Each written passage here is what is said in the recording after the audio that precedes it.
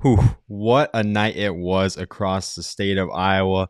Week one of high school football is in the books. Well, if it's not in the books, it's close to being in the books. My name is Cade Nissen. Want to welcome all of you who decided to tune in. This is a brand new thing we're wanting to do, so just kind of be patient with us as we work through some of the technical struggles that we're gonna have. But nevertheless, I'm excited, and I know we all are excited at IA football to bring this to you guys, something new, something different, and just talk about what you guys want to talk about. Be sure to put in the comments what school you're rooting for, who you want to talk about, because that's why we're doing this is to bring you guys content that you want.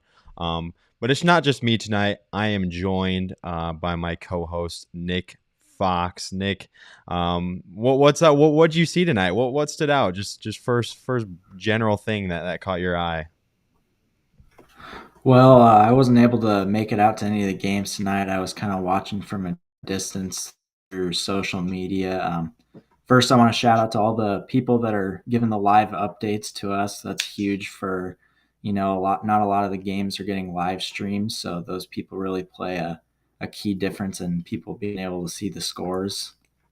Um, I would say the first game that really has caught my eye so far is the Harlan Lewis Central game. That game I had my eye on from the beginning, just because the last few years always been a fireworks show every time they play, and it was no different tonight. I mean, I saw that Harlan was leading for most of the game, and then sure enough, when I saw scores being pushed out, that Lewis Central ran away with it. So that was the first one that I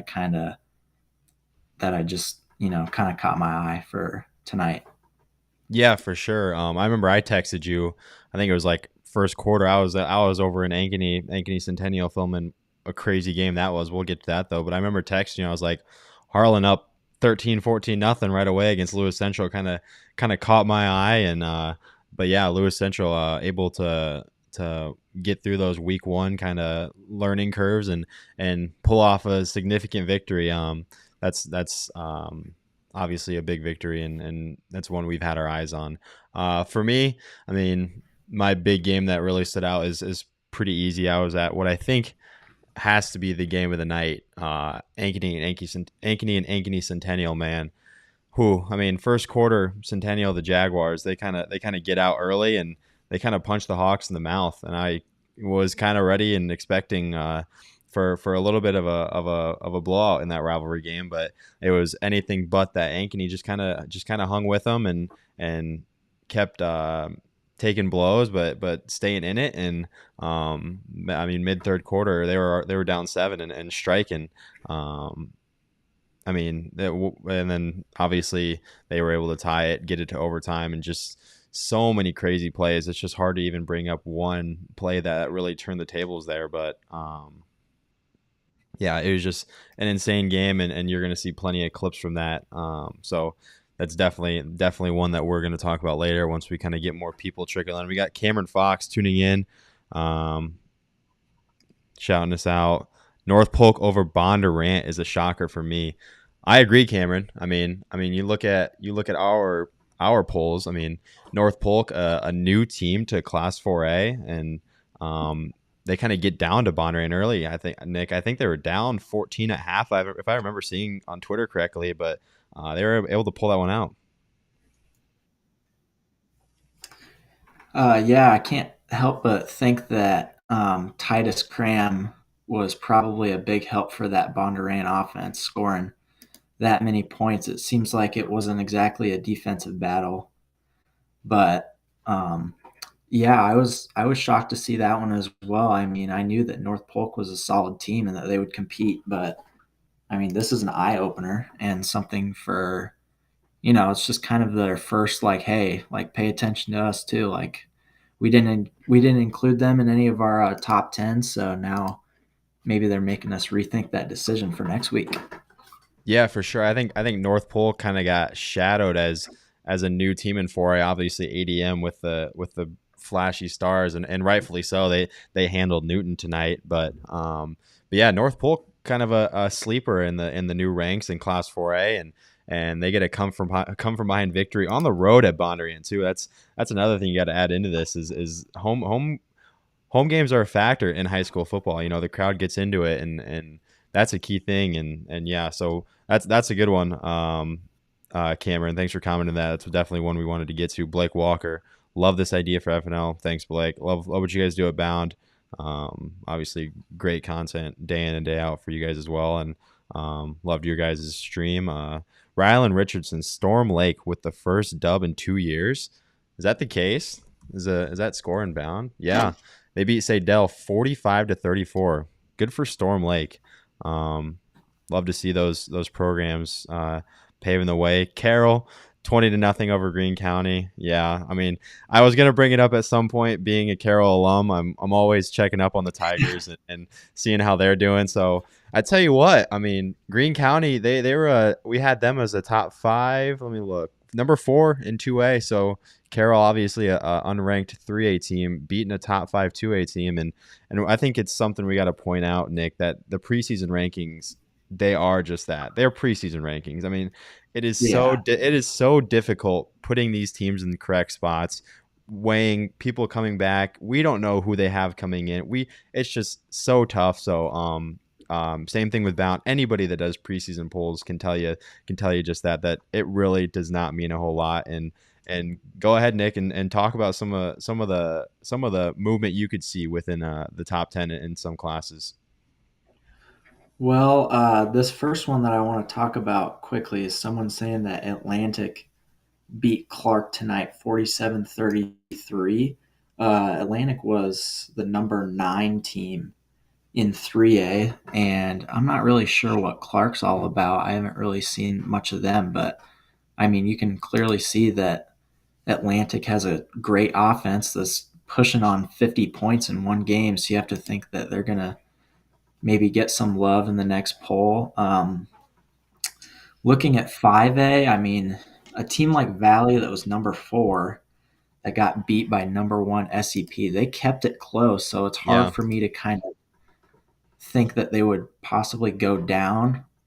I would like to think that they would maybe stay in sort of the same spot, maybe go down 1 or 2 spots, but I mean, you kind of have to treat those losses to a team like Southeast Polk differently just because of the elite level that Southeast Polk obviously still has shown this year. Yeah, 100%. I mean, and even if you compare that to the state title game last year, that's a huge improvement. And obviously, week 1 teams are working out a ton of kinks. And one thing we talked about before we hopped on, Nick, was what did we see a ton tonight on the field?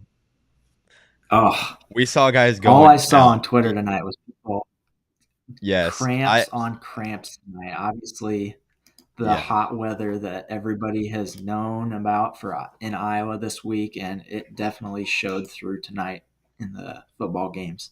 Oh yeah. Oh my gosh. Ankeny Centennial. I think there was a drive where Centennial had at least 6 guys down with cramps, and like it was 2 at a time. Like it was just crazy. So again, week 1, a lot of kinks being worked out, a lot of stuff. Teams working on. We got a comment opinion on Waverly Shell Rock Xavier. Well, I tell you what we learned in that one is that Xavier is the team to beat. I think in class 4A. I mean, I don't know if you can make an argument for ADM with them being new though to class 4A. I mean, that's the downside that's going to have. But I think Xavier going out and beating a Waverly Shell Rock team that we had number 12. I mean, it's a respectable team. It's a team that has a good program and no slouch to Waverly Shell Rock at all. That's just Xavier playing the way the Saints play football, and that's just beating you. So I think what we learned from that one is that Xavier is the top tier in class 4A right now, and we're gonna kind of wait for a team to go up and challenge them. And I tell you what, Nick, looking ahead a little bit to next week in class 4A, we might get to figure out who that challenger is to Xavier, because we're gonna have Lewis Central and ADM. That's, I mean, looking at the polls, assuming Bondurant's gonna drop, you might have a 3 versus 2 matchup in week 2 already in class 4A, Nick. So what do you kind of see in that one, and who of those teams do you think could be a competitor to Xavier? Obviously, with ADM, the first person I'm looking at is Brevin Dahl, their running back, the Iowa commit. He has been obviously a staple to that offense, at least in the last couple of years. And I think he's going to be definitely him, and that offense will be a force to reckon with here in 4A. I mean, you can see, I can still see them having plenty of success in 4A the same way they did in 3A last season. Um, you also have to talk about Curtis Witt with Lewis Central, their wide receiver. He led 4A in receiving categories as a junior last year. And I don't have his numbers from tonight yet, but I can only assume that he had a solid night again. So I think, seeing how those offenses will clash will definitely decide how, who's Xavier going to be, who's their biggest competition for the state title. I mean, Xavier's been, a powerhouse in 4A for the last few years, and it'll be interesting to see, how those three teams or four teams at the top of 4A kind of clash here once we get to the end of the season, what they look like, and if we can see them all fight it in the dome. Yeah, for sure. Curtis Woody he has a new guy thrown in him with Camrad leaving for UNI, but I mean you can't stop electric guys on the edge like him, and yeah, those are two big names that we're gonna see kind of clash next week, and that's one I'm super excited for with Lewis Central coming to Adel. Lewis Central is a tough team to get to, being way over on the corner of the state, so I'm looking for any and every opportunity with those schools way away when they come to the metro area. Let's see. Cameron Fox hopping back in. Appreciate you guys all commenting. It helps us out and kind of guides us. Jefferson, Cedar Rapids Jefferson, that is over Muscatine. Wow. That is a shocker. Muscatine, obviously home to Ty Kozad, one of the more elite running back prospects in the state. I don't see that score, Cameron. It's not on Bound yet, but I will take your word for it. Alex Rosenbaum, I recorded the Van Meter Underwood game and we'll make a highlight video. Alex, how'd that one finish? Is that one inbound? Because that was a huge game that we had. Looks like Van Meter taking that one 21-14. Nick, let's talk about that one. Van Meter hopping up to 2A after winning the Class 1A state title last year. Underwood obviously is going to be a competitor in Class 1A. What do you kind of learn from Van Meter and Underwood? What do you take away from the 21-14 Van Meter win there? Underwood is, I mean, it's not a team to sleep on. I mean, they have plenty of talent on the offense and defensive side. And all I have to say about Van Meter is they just keep being Van Meter. I mean, obviously, this has been a team that's just been so successful and so dominant in the last several seasons, not even just football, but you can see them having that dominance in baseball as well. And, this school has become synonymous to winning. And you can see that's continuing here this season. And I don't think, from what I can see, I don't think that Van Meter will personally have a whole bunch of troubles in 2A. I mean, they're going to have some more challenges compared to 1A just because, you have more populations in the school. It's more likely that you're going to get even more solid players on those teams overall. But I think Van Meter, this is a great start for them this season. And I can see in the comments there, it says Underwood was up 14-0 early, which tells me that Van Meter, they lit that fire there even though they got punched in the mouth to start, and those are the types of teams that can make it all the way. Yeah, and I think 2A, what we saw is I think teams are kind of already starting to separate themselves. We had a few top dogs lose. Obviously, Greene County falling to a bigger school, and Monticello. I mean, take that for what it's worth. They lose to the top dog in 3A in Mount Vernon, or one of the top dogs. So take that for what it's worth. A few Class 2A top teams suffering a loss early, but I got an Instagram DM on IA Football from Sam Norris. Jakari Patton throws 6 touchdowns and 250 plus yards. Hudson Miller caught 5 touchdowns, and he says around 150 yards, and a 42-32 Roosevelt win over Lincoln. So Jakari Patton could be an early front runner for a player of the week or something. We're gonna have to make a stat post for that, but But congrats to Jakari Patton and Roosevelt for picking up a nice week 1 victory. Another Instagram DM: Bettendorf beating Pleasant Valley 30-10. That's a very significant Class 5A score. I mean, Pleasant Valley, we had them number 8. Bettendorf had them sneaking in at number 15. So you're going to see some movement there. You're going to see Bettendorf kind of jumping. That's not a lot of schools that I know much about, but very significant score on the east side of the state. Let's get back to the comments. Kemper loses a close one to Heelan 22-19. Yeah, that's a 2A Kemper team that's rising up from 1A. So they're in a new class, and they took on 3A Heelan. So they're playing a team a lot bigger than them on the road, and they hang with them 22-19. I was following that one on Twitter. That was a close one back and forth. Blake saying Grundy Center over Dike New Hartford 7-6. Wow. Okay, that one is worth talking about. That's our second state champion, rising up a class. Grundy Center wins Class 1A last year. They are now. Oh wait, no, they win Class A last year, and now they're up to 1A. Getting a lot of love in the preseason polls. We had them at number 1, rightfully so. It's a very good team. So, Nick, we're kind of seeing these schools jumping up a class and playing some tight games. So, what's that kind of telling you right now?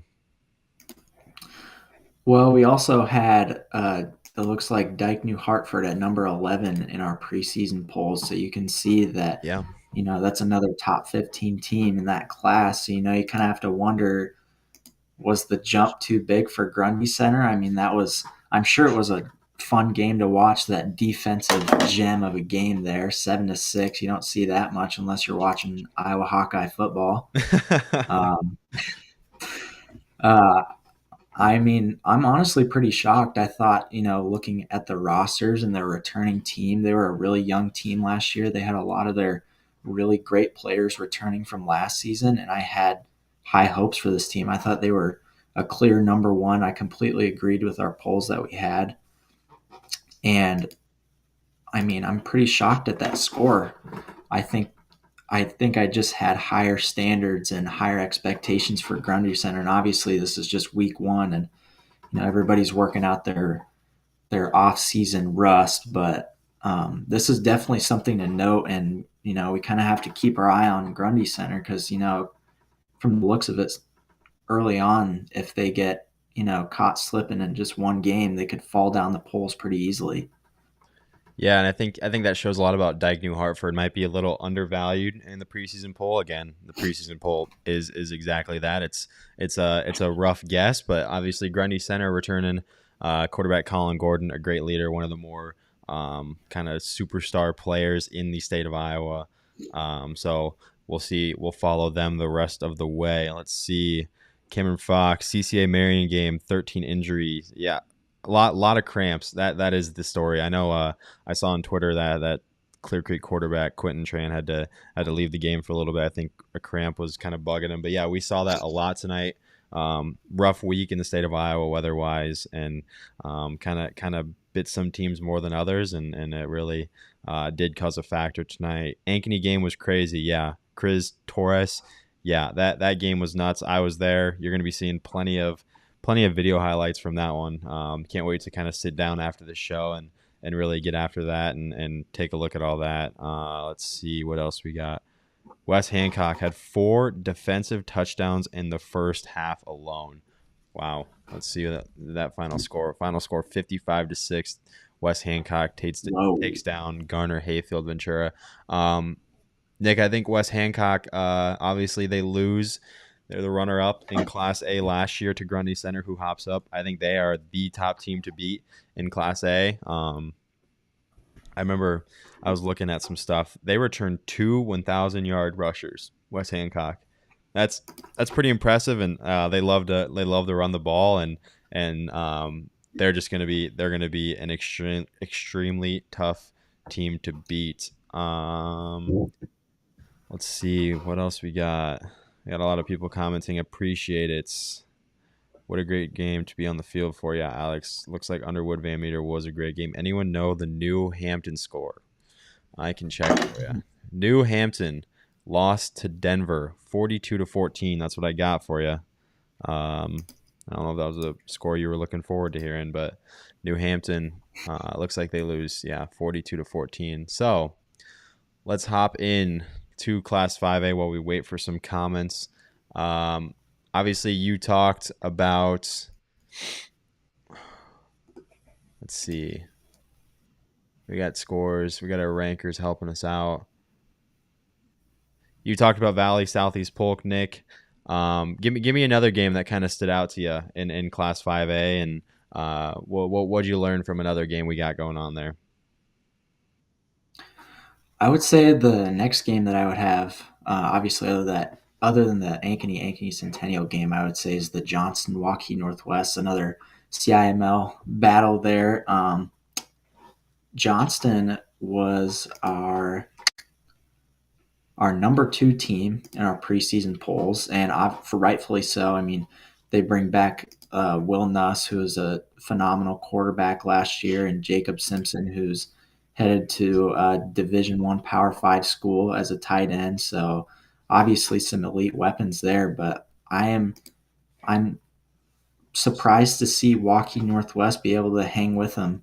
I heard from some people that were at the game that it kind of came down to the wire there at the end, that Waukee Northwest kind of had Johnston up against the ropes and a possible, a game changing situation. But obviously, Johnston was able to hold on to that one. So I'm thinking, this changed my thoughts on Waukee Northwest. I think that, maybe this is a stronger team than we anticipated.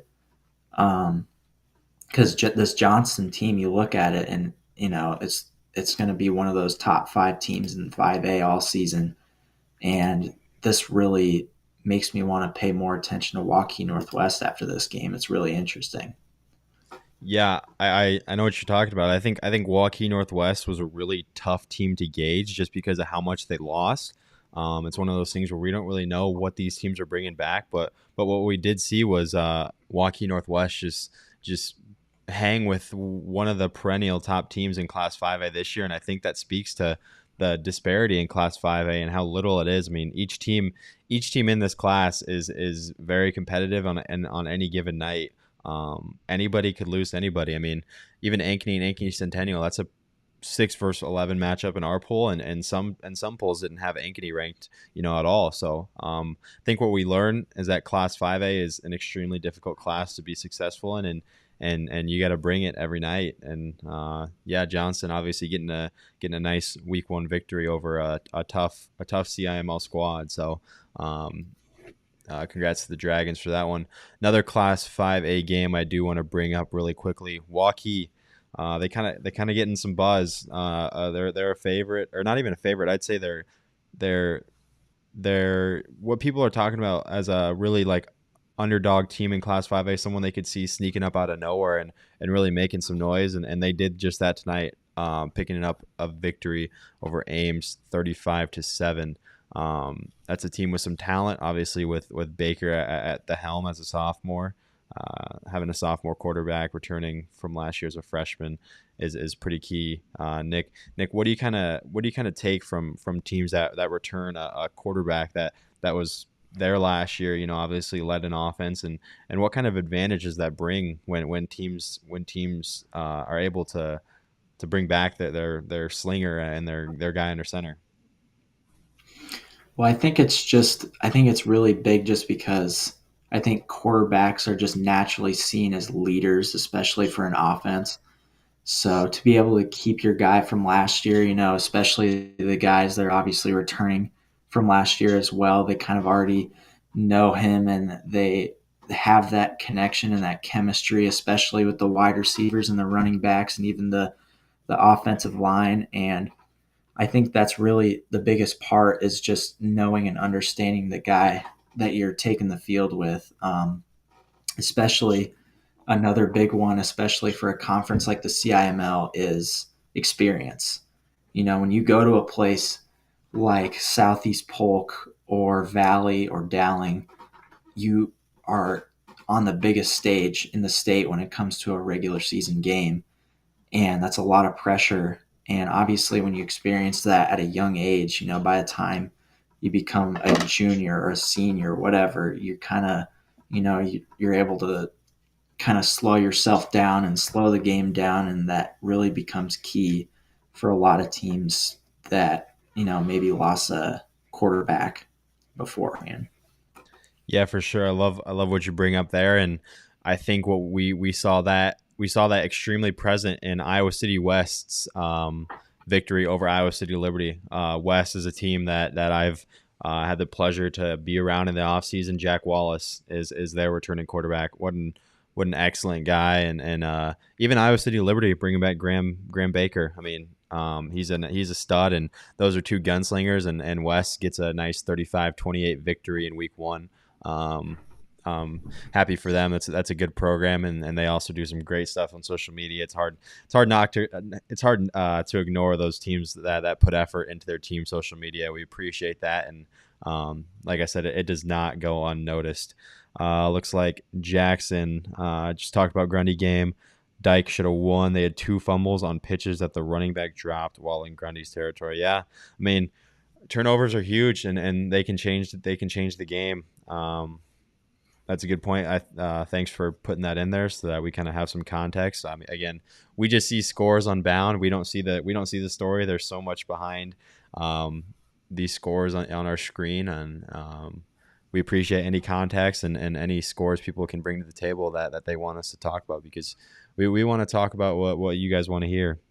Let's see. Baker will be an absolute dog. Yes, he will. Excited to follow Waukee this year and the next 3 years. I mean, you got this year and 2 more years with Baker at the helm at quarterback for the Warriors of Waukee. So they're gonna be a ton of fun.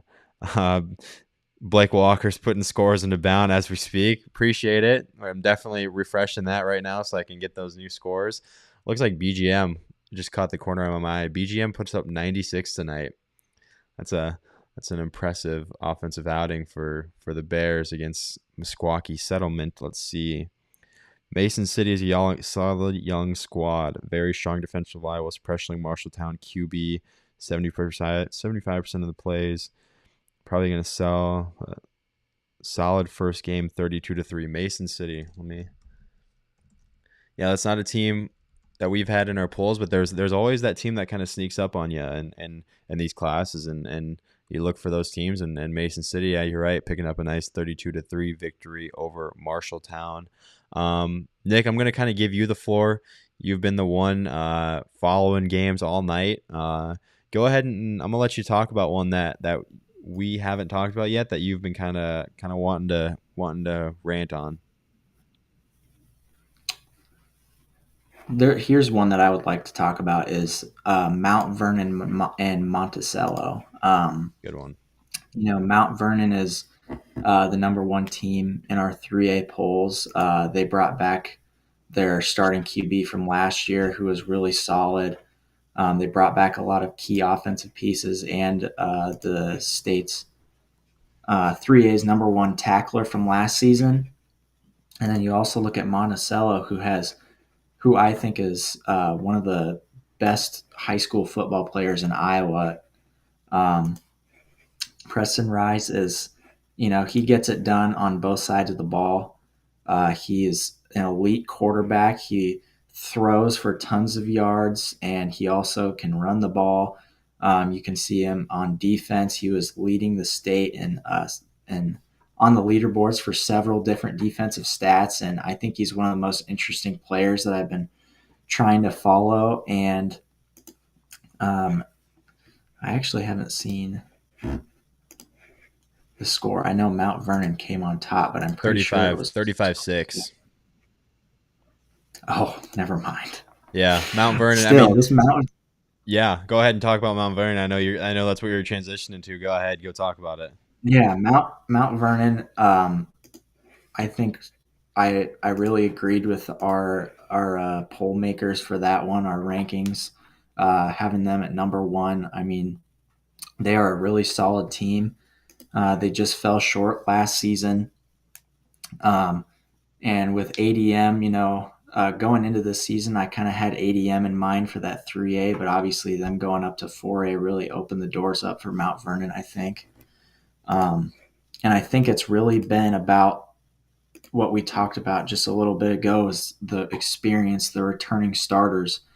You bring back, especially in your key positions like quarterback and wide receiver, where you've got, really elite players coming back for that. It can really change the dynamic of a team in the course of just a few months. I mean, Mount Vernon was already a great team last season, but now, kind of like the experience I talked about just a moment ago, I think that can really help this team go the extra mile. And I wouldn't be surprised if we're seeing this team compete for a state championship here in just a couple months.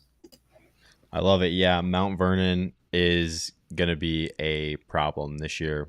Joey Romberg at the helm, one of the more electric players. There's so many great players in the state of Iowa. It feels impossible to cover them all, but that's exactly what we're trying to do tonight. Is talk about what you guys want to talk about. Alex Rosenbaum back in the chat. Appreciate you. 5 touchdown passes for Atlantic sophomore Zayden Parker in his first start at Atlantic. I don't know if we've talked about them. Oh yeah, we did. They took down Clark. Uh, Mm-hmm. Appreciate you for leaving that comment. Love talking stats. Love talking significant scores. There's one that I wanted to talk about.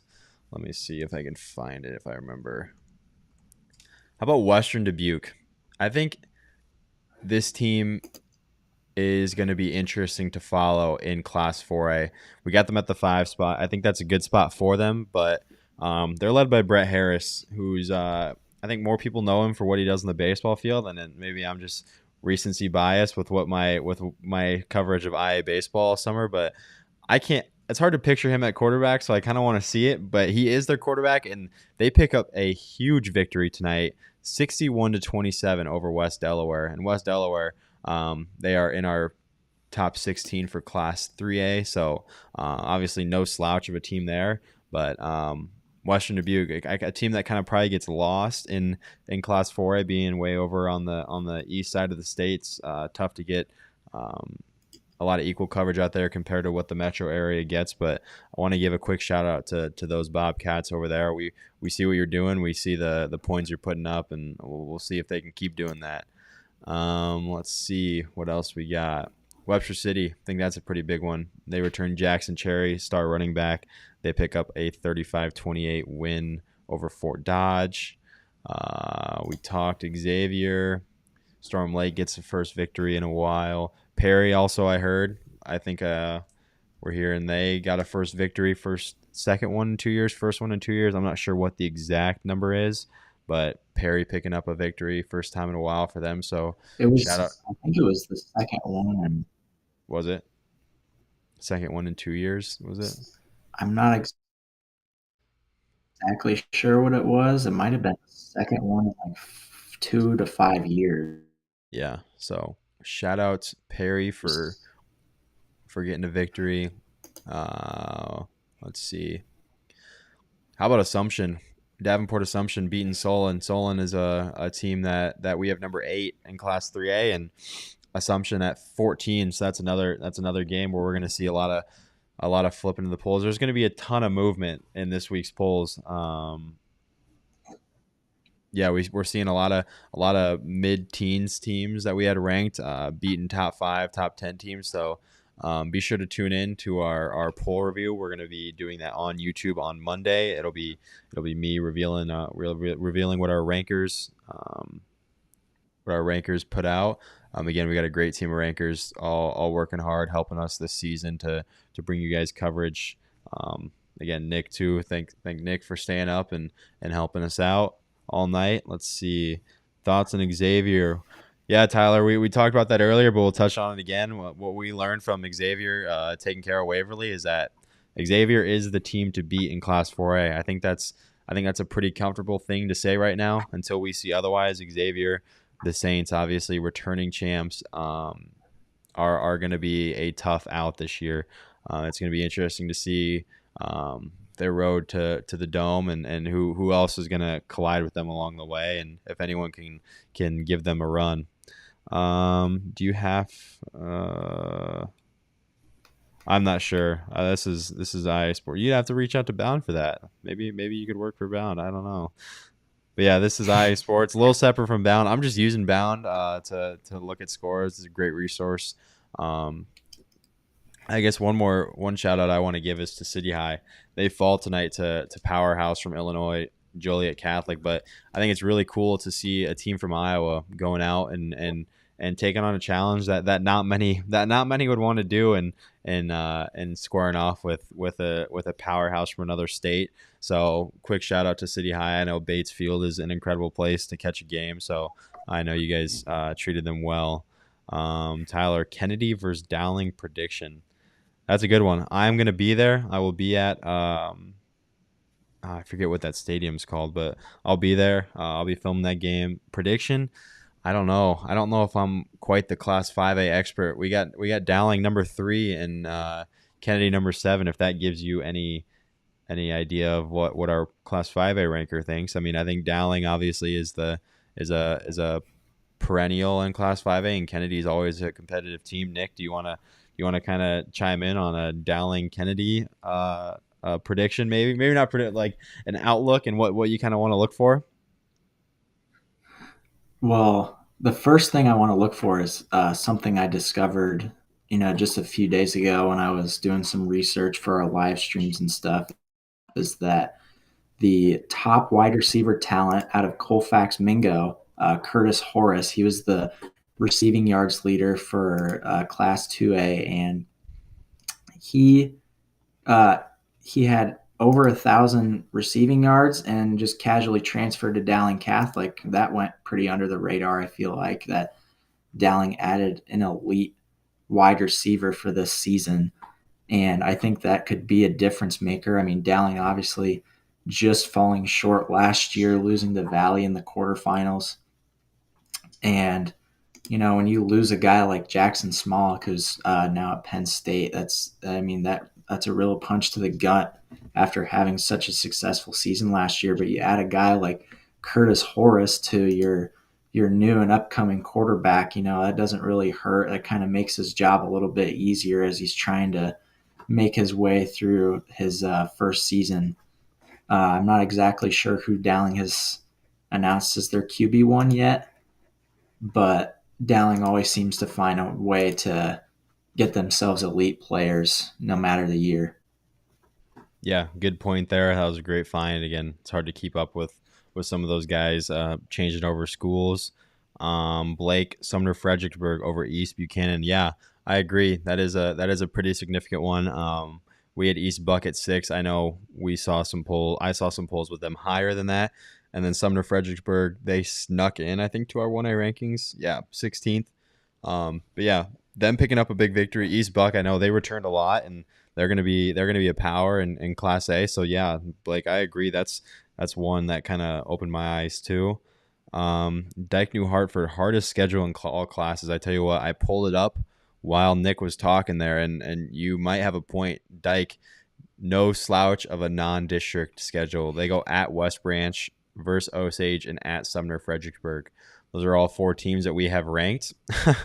So you might have a point. West Branch, obviously number 7. Osage would be.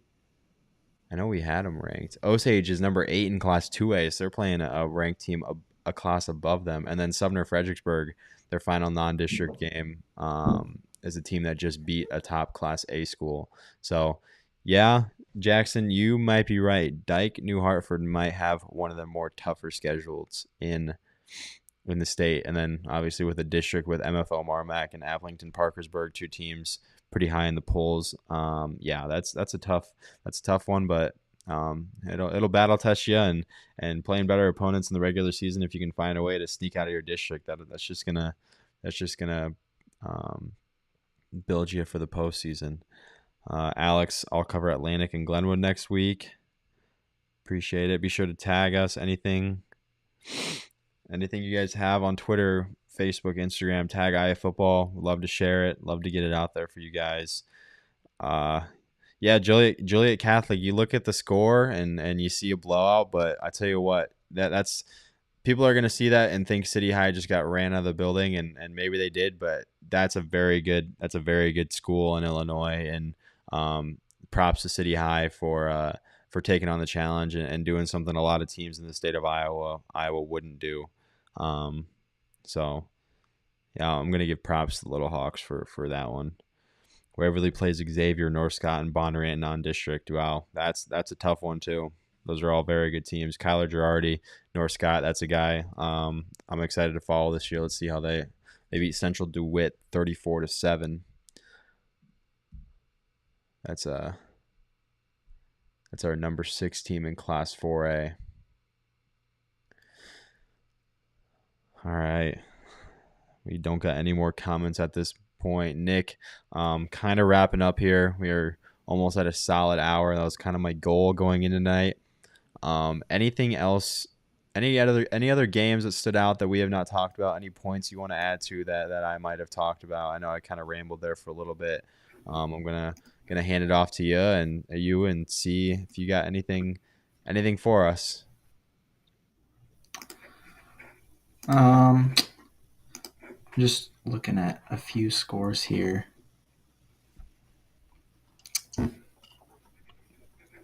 No, we kind of covered a lot. Yeah, we've covered quite a bit tonight. Honestly, I think one that we kind of just glazed over for a minute, but I think a pretty big win was Bettendorf over Pleasant Valley. Yeah, Um, I'm going to be honest. Like looking at Class 5A, I didn't really glance at Bettendorf. It's kind of that team that just gets lost in the CIML magic. You know, those teams are always taking over all the headlines every year, and Bettendorf's kind of that average team that shows up and plays 4 quarters of solid football. And we saw it here tonight. I mean, Pleasant Valley was one of our top 10 teams. They were placed at number 8 in the preseason polls. And like we've said all night, preseason polls will be a guessing game for all of us. That would always be fun for our rankers. And I think that just kind of puts them on another team that, maybe we looked over that now is kind of on the map for us going forward. Um, yeah. that's kind of what I see that I noticed that we kind of just didn't really talk about very much earlier. I kind of wanted to give some love to Bettendorf tonight. Yeah, no doubt. I tell you what, we got 10 people in here. Kind of wrapping up, unless we seem to get some comments. I have the game-winning 2-point conversion try here from the Ankeny game. I'm going to pull up. Got to add some context to this, though, because this was bonkers. So this was a double overtime game. Ankeny Centennial had just scored. Hey, you know what? I'll just pull it up. I got it right here. You'll have to bear with me clicking around a little bit. So this is double overtime. I'll kind of add some context. We'll do a little story time. Nick, you can follow along too. Double overtime tie game. Centennial with the ball. I'm going to share my screen if I can do that. Whoa, that's not right. Sorry, guys. Maybe I don't know how to share my screen.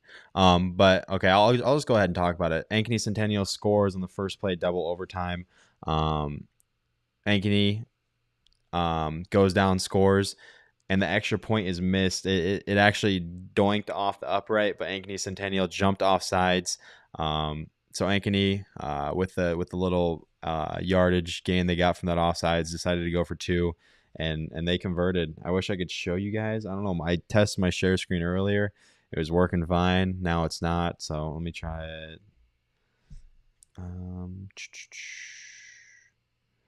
Yeah, that is not what you're supposed to see, guys. So sorry about that.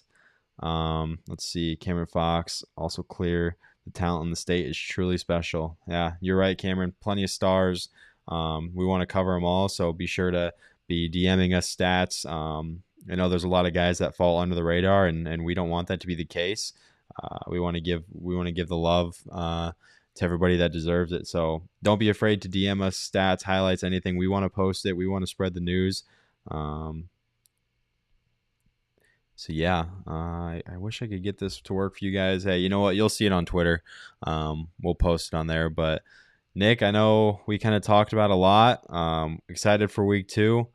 We want to thank everybody for hopping in here. We got a solid 48 minutes of talking here, and we enjoyed you guys hopping in. Everybody that did, Blake, Alex, Tyler, everyone for commenting. We appreciate it.